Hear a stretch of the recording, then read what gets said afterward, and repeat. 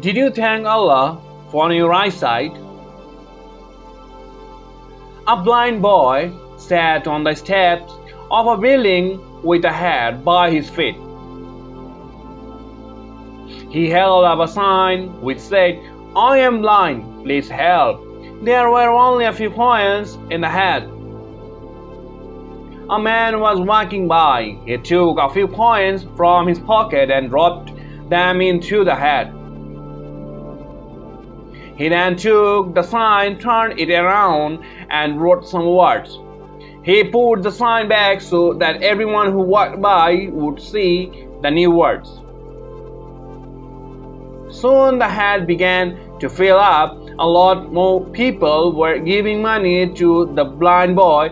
That afternoon, the man who had changed the sign came to see how things were.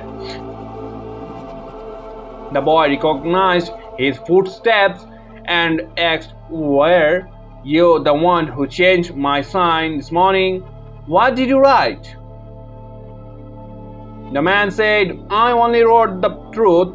I said what you said, but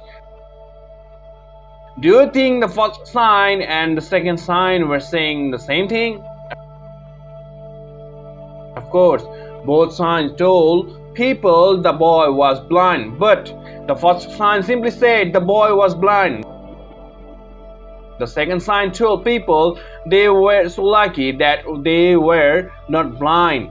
Should we be surprised that the second sign was more effective? It is He who has created for you the sense of hearing, ears, sight, eyes, and heart's understanding. A little thanks.